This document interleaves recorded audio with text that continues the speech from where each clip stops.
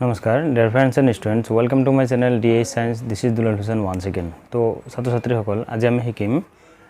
ধাতুৰ উৎসসমূহ। চেপ্টাৰটো হ'ল তোমাৰ চেপ্টাৰ নম্বৰ ইয়াত চোৱা চেপ্টাৰ নম্বৰ 4 ক্লাছ 10 আৰু এইটো পাবা তোমালোকে পেজ নম্বৰ 49 পেজত এইখিনি কথা পাই যাবা। ওকে, তো চোৱা ধাতুৰ উৎস, the occurrence of metals। ধাতুৰ উৎস কি একচুয়ালি যে ধাতুবিলাক আমাৰ যেটো পৃথিৱীৰ খোলা অৰ্থাৎ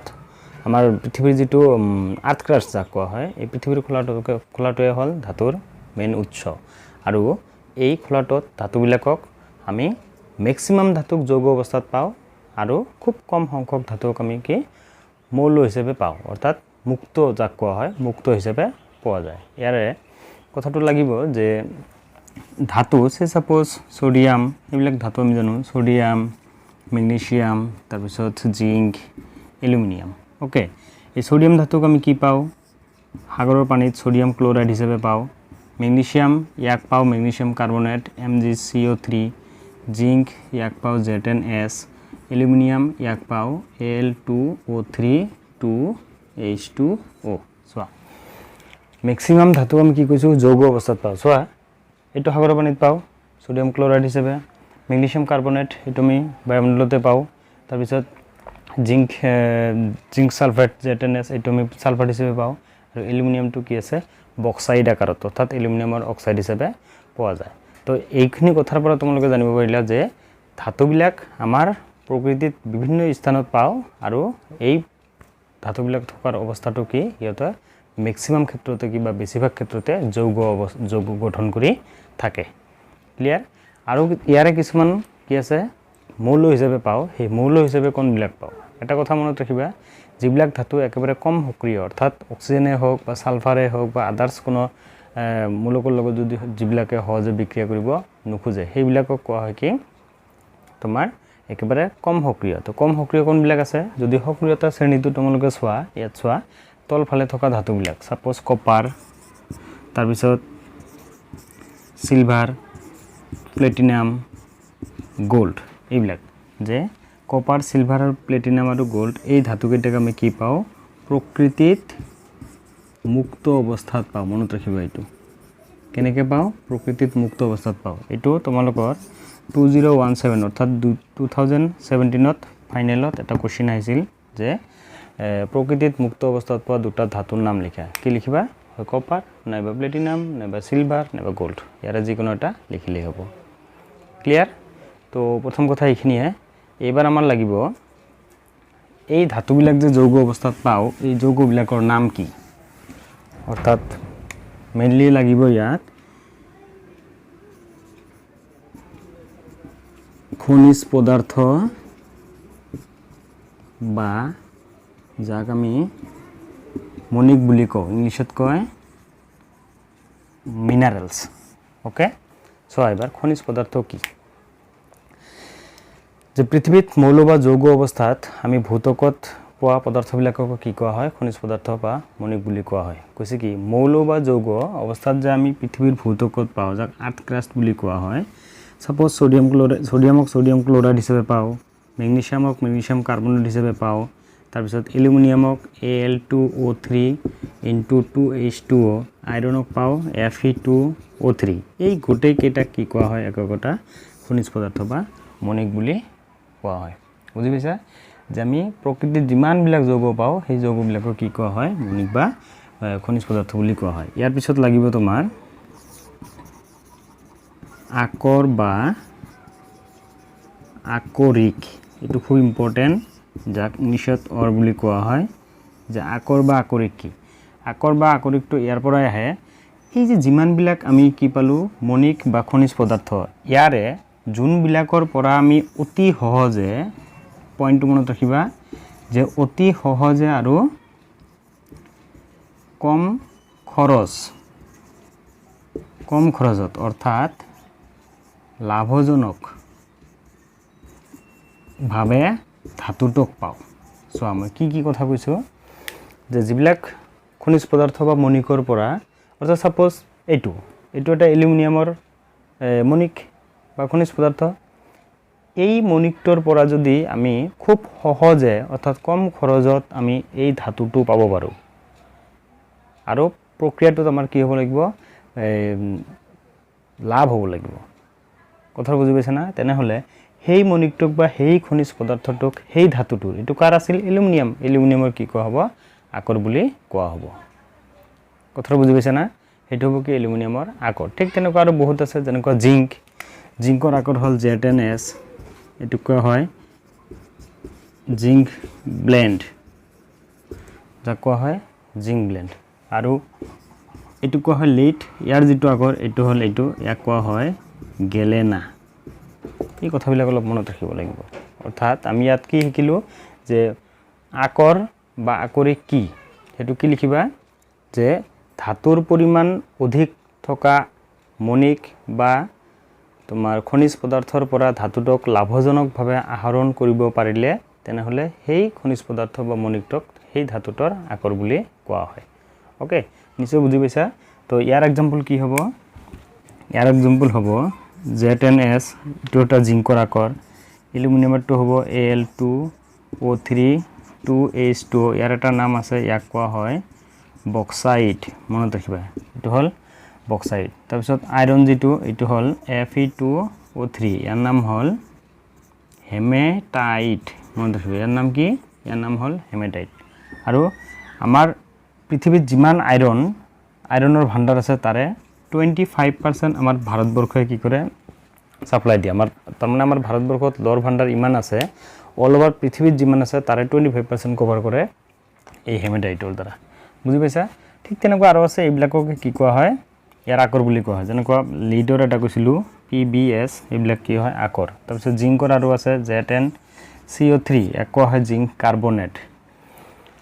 কথাটো ক্লিয়াৰ তো ইয়াত এটা কোশ্চেন পৰীক্ষা তোমালোকৰ 2016 তে আহিছিল কি যে খনিজ পদাৰ্থ আৰু মণিকক উদাহৰণৰ সহায়ত বুজাই লিখা এক মাৰ্ক আহিছিল বা ডিফাৰেন্স যে what is the difference between minerals and সৰ বুজি পাইছা যে মূল পাৰ্থক্য কি মূল পাৰ্থক্যটো চোৱা যে খনিজ পদাৰ্থ আৰু আকৰৰ ভিতৰত পাৰ্থক্যটো হল যে প্ৰত্যেকটা আকৰেই খনিজ পদাৰ্থ হয় বাট প্ৰত্যেকটা খনিজ পদাৰ্থ কি নহয় আকৰ নহব পাৰে কাৰণ কি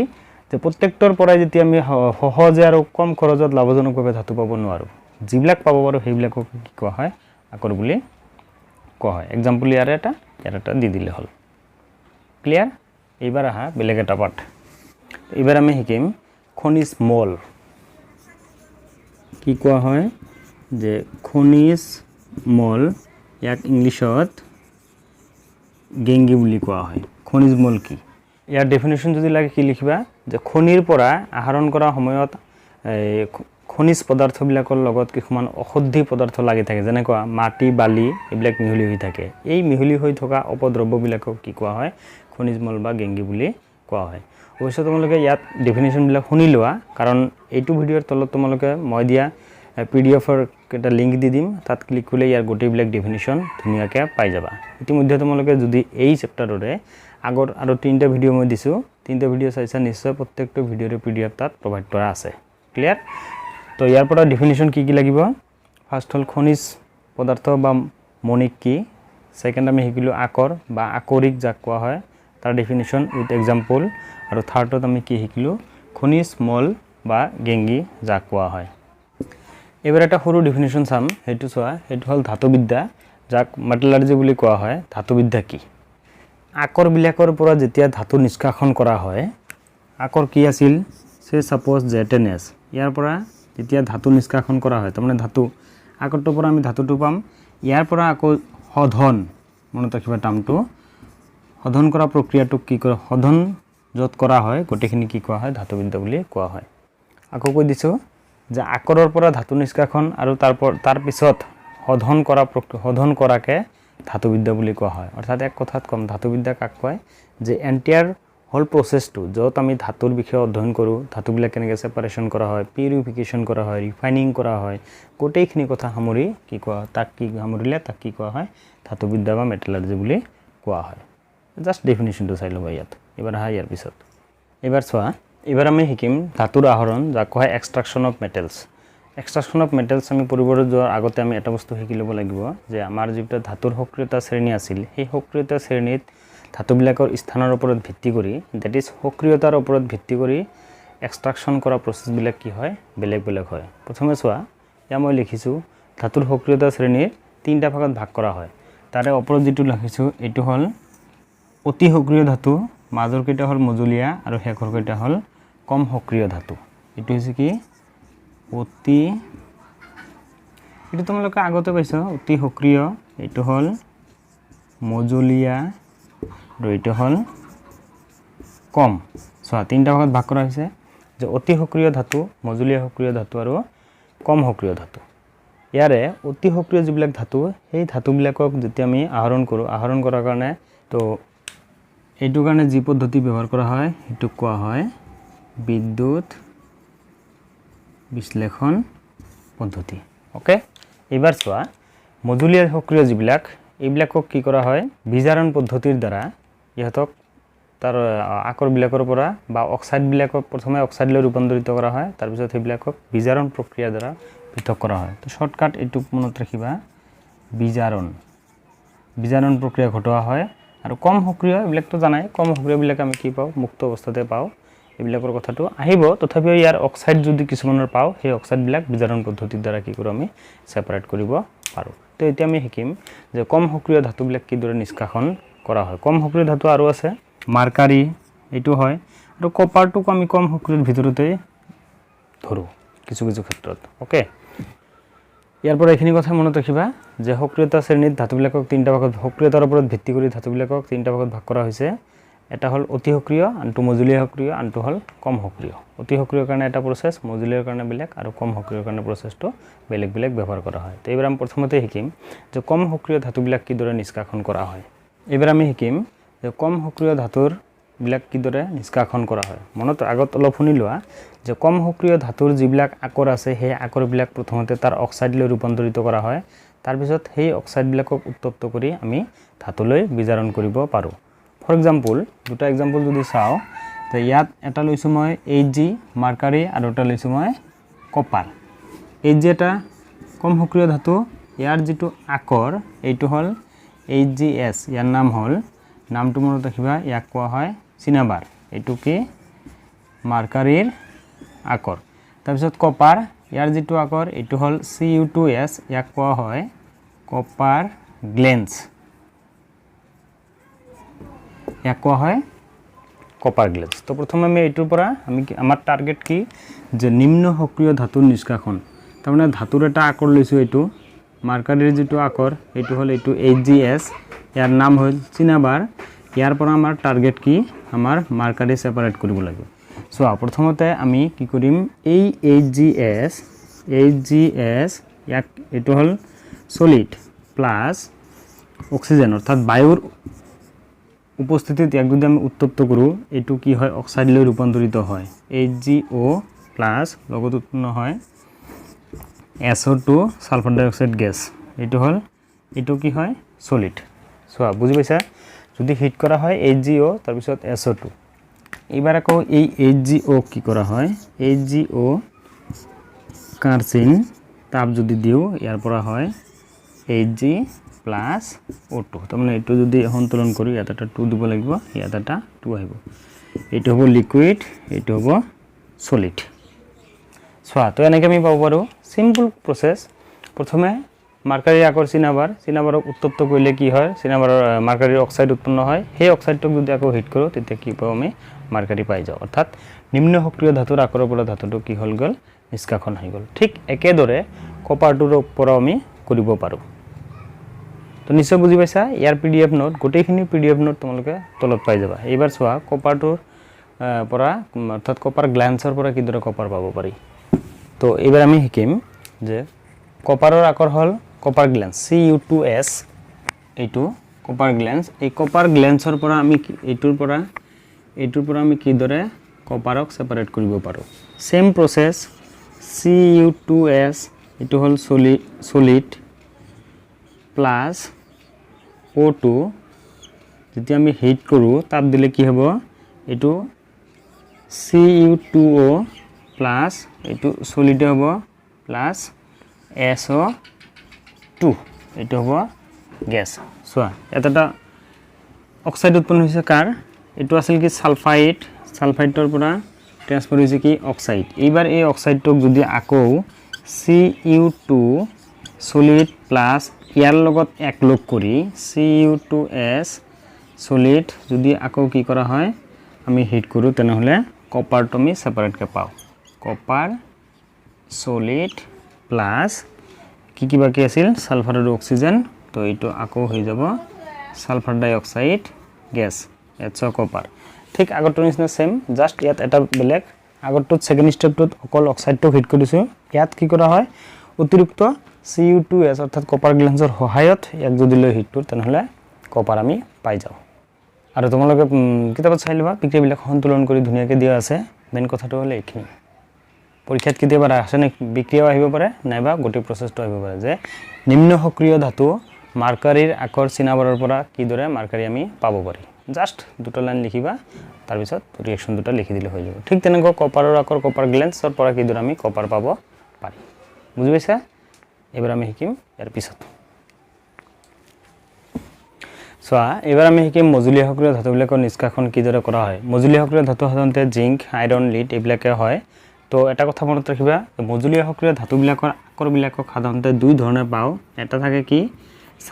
সালফাইড হিচাপে অৰ্থাৎ S যুক্ত হৈ থাকে আৰু এটা থাকে কাৰ্বনেট CO3 যদি আমি জিংকৰ লও তেনেহলে এইটো হ'ব Z10S যাক কোৱা হয় জিংক সালফেট আৰু এটা হল কি Z10CO3 যাক কোৱা হয় জিংক কাৰ্বনেট ইয়াত কি কৰা হয় সালফাইড আকৰবিলাকৰ ক্ষেত্ৰত পদ্ধতি বেলেগ ব্যৱহাৰ কৰা হয় আৰু কাৰ্বনেট আকৰবিলাকৰ ক্ষেত্ৰত পদ্ধতি বেলেগ ব্যৱহাৰ কৰা হয় কি পদ্ধতি ব্যৱহাৰ কৰা হয় চাই লোৱা যেটো সালফাইড আকৰ হেতু ক্ষেত্ৰত ব্যৱহাৰ কৰা হয় তাপ জাৰণ যাক কোৱা হয়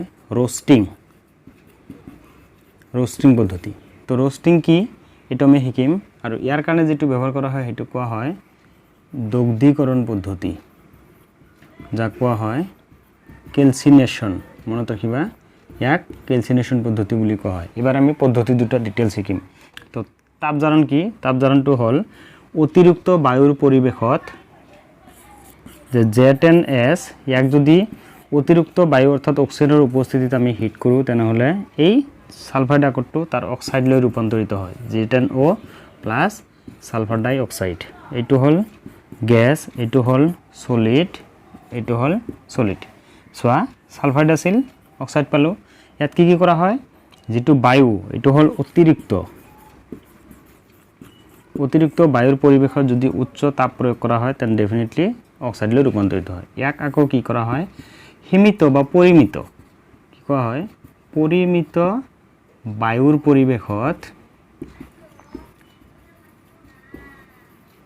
পৰিবেশত যদি ইয়াক আমি হিট কৰো ৰিজাল্টটো সেম হয় Z10CO3 যেহেতু পৰিমিত অক্সিজেন লিখাৰ দৰকাৰ নাই Z10O এইটো হ'ব সলিড প্লাস কাৰ্বন ডাই অক্সাইড সো দুটা ৰিজাল্ট আমি একে পাইছো ইয়াতো হৈছে জিংক অক্সাইড ইয়াতো হৈছে জিংক অক্সাইড তো ইয়াত কি কোৱা হল যে মজুলীয় সক্ৰিয় ধাতুবিলাকৰ আকৰবিলাক সাধাৰণতে দুই ধৰণে পোৱা যায় এটা হল সালফাইড আৰু এটা হল কাৰ্বনেট যদি সালফাইড আকৰ হয় তেনেহলে তাৰ অক্সাইড লৈ ৰূপান্তৰিত কৰাৰ কাৰণে যেটো পদ্ধতি ব্যৱহাৰ কৰো তাক কোৱা হয় তাপ জাৰণ প্ৰক্ৰিয়া কি যে অতিৰিক্ত বায়ুৰ পৰিবেশত সালফাইড আকৰবিলাকক উচ্চ তাপত তপতলে কি কৰা হয় ইয়াৰ আকৰবিলাক তাৰ অক্সাইড লৈ ৰূপান্তৰিত হয় বিক্ৰিয়া এইটো যে zinc sulphate plus oxygen zinc oxide plus sulphur dioxide ঠিক তেনেকুৱা কাৰ্বনেট আকৰবিলাকৰ ক্ষেত্ৰত যেটো পদ্ধতি ব্যৱহাৰ কৰা হয় তাক কোৱা হয় দগ্ধীকৰণ বা ক্যালচিনেশন পদ্ধতি এইটো সেম জাস্ট এটা বেলেগ আগৰটো ব্যৱহাৰ কৰা হৈছিল এক্সেস এয়াৰ দ্যাট ইজ অতিৰিক্ত বায়ু ইয়াত কৰা হয় কি সীমিত বায়ুৰ পৰিবেশত যদি আমি উচ্চ তাপ প্ৰয়োগ কৰো তেনেহলে কাৰ্বনেট আকৰবিলাক অক্সাইড লৈ ৰূপান্তৰিত হয় তো এবাৰ চোৱা তাপ জাৰণ আৰু দগ্ধীকৰণ প্ৰক্ৰিয়াত আমি যেটো অক্সাইড পালো সেই অক্সাইডটো শেষত আকৌ কি কৰিব লাগিব ইয়াক আমি আকৌ বিজাৰণ কৰিব লাগিব যে ইয়াৰ পিছত আমি লিখিম যে শেষত তাপ জাৰণ আৰু দগ্ধীকৰণ প্ৰক্ৰিয়াত পোৱা অক্সাইডটোক Z10O এটো আছিল সলিড প্লাস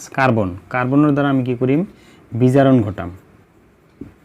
বিজাৰণ কৰিলে কি হ'ব জিংক অক্সাইডৰ পৰা অক্সিজেনটো বাহিৰ হৈ অকল জিংক পাম অৰ্থাৎ ইয়াত পাম zinc solid plus carbon monoxide এটো হ'ব গ্যাস জিংক পাই গলো তো ঠিক এইদৰে আমি কি কৰিব পাৰো জিংকৰ অক্সাইড জিংকৰ সালফাইড বা কাৰ্বনেট আকৰৰ পৰা আমি কি কৰিব পাৰোঁ জিংক পাব পাৰোঁ কিন্তু ইয়াত থকা আকৰবিলাকৰ ইয়াত থকা ধাতুবিলাকৰ ক্ষেত্ৰত যদি আইৰণ নাইবা বেলেগ আৰু এটা যদি লওঁ মই মেংগানিজ এইবিলাক মজুলীয়া সক্ৰিয় হয়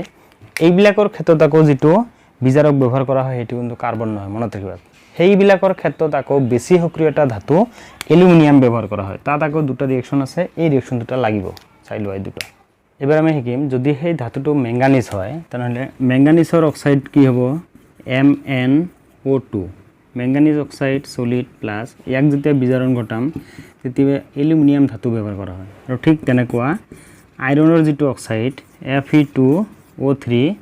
এইটোৰ যেতিয়া কি কৰা হয় আমি বিজাৰণ ঘটাম তেতিয়াও এলুমিনিয়াম ব্যৱহাৰ কৰা হয় এই দুটা বিক্ৰিয়াৰ আকৌ কি আছে এটা বিশেষত্ব আছে কি আছে চোৱা মেংগানিজৰ পৰা এইটো বেছি সক্ৰিয় আইৰণৰ পৰা এইটো বেছি সক্ৰিয় ধাতুৱে কম সক্ৰিয় ধাতুৰ অক্সাইডৰ পৰা ধাতুটো ইজিলি কি কৰিব পাৰে অপহৰণ কৰিব পাৰে তেনেহ'লে ইয়াৰ পৰা কি উৎপন্ন হ'ব ধুনীয়াকৈ আমি মেংগানিজ পাম সলিড একচুয়ালি এই মেংগানিজটো কি হয় সলিড নহয় লিকুইড ষ্টেজত আহে প্লাছ এলুমিনিয়ামৰ অক্সাইড Al2O3 এইটো প্লাছ যথেষ্ট পৰিমাণে কি হয় তাপ শক্তিৰ সৃষ্টি হয় এই বিক্ৰিয়াটোত ঠিক ইয়াতো সেম হয় iron liquid plus Al2O3 solid plus তাপ শক্তি চোৱা কি হৈছে যদিহে মেংগানিজ আৰু আইৰন হয় এই দুটাৰ ক্ষেত্ৰত দুটা বেলেগ বেলেগ ধাতু বিজাৰক হিচাপে ব্যৱহাৰ কৰা হয় সেইটো হ'ল কি এইটো ক্ষেত্ৰতে এলুমিনিয়াম এইটো ক্ষেত্ৰতে এলুমিনিয়াম এই বিক্ৰিয়াটোৰ তাৎপৰ্য এইটোৱে যে বিক্ৰিয়াত যিটো ধাতু আমি পাম সেই ধাতুটো বিগলিত অৱস্থাত পোৱা যায় মনত ৰাখিব এইটো বিগলিত অৰ্থাৎ মল্টেন ষ্টেজত কি হয় এইবিলাক পোৱা যায় মানে গলিত অৱস্থাত সেই কাৰণে এইটো কি আইৰণটো গলিত অৱস্থাত পোৱা যায় সেই কাৰণে এই আইৰণ গলিত আইৰণটো কি কৰা হয় ৰেল লাইনৰ চেলবিলাক যে আছে ইয়াত পিকচাৰ এটা চাই লোৱা চেলবিলাক যেতিয়া আমি কি কৰোঁ মেৰামতি কৰোঁ যদি ফাট মেলে তেতিয়া এই বিক্ৰিয়াটো ব্যৱহাৰ কৰা হয় সেইকাৰণে এই বিক্ৰিয়াটোক কি কোৱা হয় থাৰ্মিট বিক্ৰিয়া বুলি কোৱা হয় থাৰ্মিট ৰিয়েকশ্যন এইটো মনত ৰাখিবা থাৰ্মিট বিক্ৰিয়া থাৰ্মিট বিক্ৰিয়া কি ইয়াৰ দুটা ব্যৱহাৰ লিখা ব্যৱহাৰ এইটো এটা হ'ব ৰেল লাইনৰ চেলবিলাক কি হয় মেৰামতি কৰাত ব্যৱহাৰ কৰা হয় নাম্বাৰ 2 ডাঙৰ ডাঙৰ উদ্যোগবিলাকত থকা যন্ত্ৰপাতিৰ মাজত যদি ফাট মেলে তেনেহ'লে তাক কি কৰা হয় মেৰামতি কৰাৰ ক্ষেত্ৰত আমি এই থাৰ্মিট বিক্ৰিয়া ব্যৱহাৰ কৰোঁ বুজি পাইছা তো সকলো কথাখিনি বুজি পাইছা তো ইয়াত এইখিনি কথা যে থাৰ্মিট বিক্ৰিয়া কি মনত ৰাখিবা লগত মনত ৰাখিবা তোমালোকে থাৰ্মিট বিক্ৰিয়া দুটা ব্যৱহাৰ আৰু ইয়াৰ PDF নোটটো লগে লগে ইয়াৰ পিছত পাই যাবা এবাৰ আহা ইয়াৰ পিছত এবাৰ চোৱা এবাৰ আমি শিকিম লাষ্ট পাৰ্ট সেইটো হ'ল কি বিদ্যুৎ পৰিশোধন পদ্ধতিত সাধাৰণতে কপাৰ জিংক এচেন টিন নিকেল আৰু সিলভাৰ এই ধাতুবিলাকৰ কি কৰা হয় বিদ্যুৎ পৰিশোধন বা শোধন কৰা হয় ক্লিয়াৰ ইয়াৰে আমাৰ এটা বস্তু খুব ইম্পৰ্টেণ্ট আৰু এটাই তোমালোকৰ সিলেবাস কভাৰ কৰে সেইটো হ'ল কি কপাৰ যে কপাৰৰ বিদ্যুৎ পৰিশোধন পদ্ধতি কি এইটো অলপ ভালকৈ বুজি ল'বা আৰু লিখাখিনি ধুনীয়াকৈ মই লিখি দিছোঁ এই ভিডিঅ'টোৰ তলত দিয়া লিংকত ক্লিক কৰিবা ধুনীয়াকৈ পাই যাবা মই কথাটো বাৰে বাৰে কৈ আছোঁ এই কাৰণেই তোমালোকৰ সুবিধা হ'ব ওকে তো বিদ্যুৎ পৰিশোধন পদ্ধতিত যেতিয়া আমি কপাৰৰ বিদ্যুৎ পৰিশোধন পদ্ধতি পঢ়িম তেতিয়া এই পিকচাৰটো চাই ল'বা মই ধুনীয়াকৈ বুজাই দিছোঁ প্ৰথমে কি কৈছে এনেকুৱা এটা পাত্ৰ ল'ম এই পাত্ৰটোত এইখিনিলৈকে কি লোৱা হৈছে পানী লোৱা হৈছে প্ৰথমে চোৱা পানী লোৱাৰ পিছত যদি আমি ইয়াৰ ভিতৰত কি কৰোঁ CuSO4 অৰ্থাৎ কপাৰ সালফেট ইয়াৰ ভিতৰত যোগ কৰি আমি দ্ৰৱ প্ৰস্তুত কৰি ল'ম অৰ্থাৎ আমি কম ইয়াত কি আছে কপাৰ সালফেটৰ দ্ৰৱ এও কি কৰিব ইয়াৰ মাজেৰে বিদ্যুৎ চলাচল কৰোঁতে সহায় কৰিব সেকেন্ড অপশন ইয়াত দুডাল ধাতুৰ দণ্ড ব্যৱহাৰ কৰা হ'ব এইটো হ'ল নাম্বাৰ 1 এইটো এডাল ধাতুৰ দণ্ড ইয়াৰ আধান হৈছে ধনাত্মক ইয়াক কোৱা হয় এনড আৰু এইটো কিহৰ দ্বাৰা নিৰ্মিত কপাৰ অৰ্থাৎ অশুদ্ধ কপাৰ মনত ৰাখিবা এইটো হ'ল অশুদ্ধ কপাৰ ঠিক তেনেকুৱা আৰু এটা দণ্ড এইটো সাইডত লম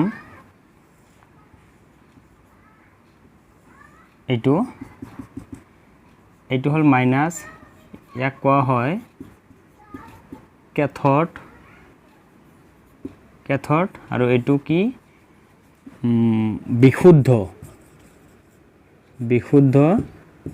কপাৰৰ দ্বাৰা নিৰ্মিত মানে বিশুদ্ধ কপাৰৰ পাত এডাল কেথড আৰু অশুদ্ধ কপাৰৰ পাত এডাল এনড হিচাপে ব্যৱহাৰ কৰা হয় লগত এই তাৰ দুডাল কি কৰা হয় এডাল সুইচ আৰু এটা বেটাৰীৰ লগত আমি কি কৰো সংযোগ কৰি বৰ্তনীটো সম্পূৰ্ণ কৰি লোৱা হ'ল সোৱা কি কোৱা হৈছে এই টোটাল পাত্ৰটোৰ ভিতৰত আমি কপাৰ সালফেটৰ দ্ৰৱ ইয়াক লোৱা হয় বিদ্যুৎ বিশ্লেষক হিচাপে কাৰণ যাতে এও কাৰেন্ট প্ৰবাহিত কৰাত সুবিধা কৰে সেকেন্ড অপচন যে অশুদ্ধ কপাৰৰ পাত এডালক এনড আৰু বিশুদ্ধ কপাৰৰ পাত এডালক কেথড হিচাপে ব্যৱহাৰ কৰি চিত্ৰত দেখুওৱা ধৰণে বৰ্তনীটো সম্পূৰ্ণ কৰি লোৱা হ'ল চিত্ৰত মানে কি এটো ব্যাটারি এটো হল সুইচ আর এটো হল একটা ব্যাটারি মাইনাস প্লাস এবার যদি আমি সুইচ দিই নিশ্চয়ই এর মধ্যে কি কারেন্ট প্রবাহিত হবে তো এইবার যে উক্ত বৰ্তনীটোৰ মাজেৰে বিদ্যুৎ প্ৰবাহিত কৰিলে বা বিদ্যুৎ চালিত কৰিলে দেখা যায় কি যে এই অশুদ্ধ কপাৰৰ পৰা অশুদ্ধ যেটো কপাৰৰ দণ্ড ইয়াৰ পৰা কি হয় বিশুদ্ধ কপাৰখিনি এই দ্ৰৱটোত কি হয় দ্ৰৱীভূত হয় Cu2+ আহি এই দ্ৰৱটোত দ্ৰৱীভূত হয় লগত যিমান পৰিমাণৰ বিশুদ্ধ কপাৰ ইয়াত আহে সম পৰিমাণৰ বিশুদ্ধ কপাৰ গৈ এই কেথডত কি হয় জমা হয় সোৱা মেইন খেলটো ইয়াতে যেতিয়া বিদ্যুৎ যে বৰ্তনীটোৰ মাজত বিদ্যুৎ প্ৰবাহিত কৰাৰ লগে লগে এই এনড অৰ্থাৎ অশুদ্ধ কপাৰযুক্ত কপাৰ থকা এনডৰ পৰা কি হয় বিশুদ্ধ কপাৰখিনি দ্ৰৱটোৰ ভিতৰত দ্ৰৱীভূত হয় আৰু একে সময়ত সম পৰিমাণৰ কপাৰ ধাতু গৈ এই কেথডত জমা হয় ফলত এই দণ্ডডাল লাহে লাহে কি হয় এনেকে বহল অৰ্থাৎ মোটা হৈ আহে এইদৰে আমি কি কৰিব পাৰো কপাৰ সালফেট দ্ৰৱৰ পৰা ধুনিয়াকে আমি বিশুদ্ধ কপাৰ পাব পাৰো লগত আৰু এটা কথা আছে যে এই গোটেইখিনি প্ৰক্ৰিয়াত কি হয় এই অশুদ্ধ কপাৰৰ লগত থকা অশুদ্ধিখিনি এই পাত্ৰটোৰ তলিত কি হয় গেট হিচাপে জমা হয় আৰু এই গেটটোৰ এটা নাম আছে এটো কোৱা হয় কি এনড বকা মনত ৰাখিবা এইটো পৰীক্ষাত এনড বকা বা এনড মাড বুলি কোৱা হয় এনড বকা বা এনড মাড বুলি কোৱা হয় তো মেইন কথা এইখিনি আছিল আকৌ কৈ দিছো ধুনিয়াকে এটা পাত্ৰ লৈছো তাৰ ভিতৰত কপাৰ সালফেটৰ দ্ৰৱ বিদ্যুৎ বিশ্লেষক হিচাপে লোৱা হয় তাৰ পিছত অশুদ্ধ কপাৰৰ দণ্ডডালক এনড আৰু বিশুদ্ধ কপাৰৰ দণ্ডডালক কেথড হিচাপে ব্যৱহাৰ কৰি চিত্ৰত দেখুওৱা ধৰণে বৰ্তনীটো সম্পূৰ্ণ কৰা হ'ল এতিয়া বৰ্তনীটোৰ মাজেৰে যদি আমি বিদ্যুৎ প্ৰবাহিত কৰো কি হয় যে অশুদ্ধ কপাৰৰ দণ্ড যেটো এনড তাৰ পৰা বিশুদ্ধ কপাৰখিনি দ্ৰৱটোত দ্ৰৱীভূত হয় এট দা সেম টাইম সম পৰিমাণৰ ধাতু কেথডত গৈ জমা হয় ফলত কেথডৰ দণ্ডডাল লাহে লাহে বহল হৈ আহে আৰু এইদৰে কপাৰ সালফেট দ্ৰৱৰ পৰা আমি ধুনিয়াকে কপাৰ পাব পাৰি দ্যাটস ইনাফ এইখিনি কথা লিখিলে হৈ যাব তো আশা কৰো কথাখিনি বুজি পাইছা আৰু যদি বুজাটো অসুবিধা হয় নিশ্চয় ভিডিওটোৰ তলত তোমালোকে কমেন্ট কৰি জনাই দিবা মই নেক্সট ভিডিওত ক্লিয়াৰ কৰিবলৈ যত্ন কৰিম তো আজি ভিডিও দেখিনিয়া যদি ভিডিওটো ভাল লাগে নিশ্চয় লাইক কমেন্ট এন্ড শেয়াৰ কৰিবলৈ নাপাহৰিবা আৰু শেয়াৰটো হোৱাটছএপে হওক বা ফেসবুকতে হওক তোমালোকে কৰিব পাৰিবা লগত যদি চেনেলটো নতুনকৈ চাই আছা চেনেলটো সাবস্ক্ৰাইব কৰি বেল আইকনটো টিপি অল কৰিবলৈ নাপাহৰিবা অল কৰিলেহে তোমালোকে মই দিয়া নেক্সট ভিডিওবিলাক লগে লগে নোটিফিকেশন আকাৰত তোমালোকে পাই যাবা ওকে তো যিসকলে ইতিমধ্যে সাবস্ক্ৰাইব কৰি নিয়মিতভাৱে চাই আছে সেইসকলক মই আন্তৰিক ধন্যবাদ জ্ঞাপন কৰি আজিৰ ভিডিও এইখিনিতে সমাপ্ত কৰিছো আকৌ লগ পাম বেলেগ এটা ভিডিওত বাই বাই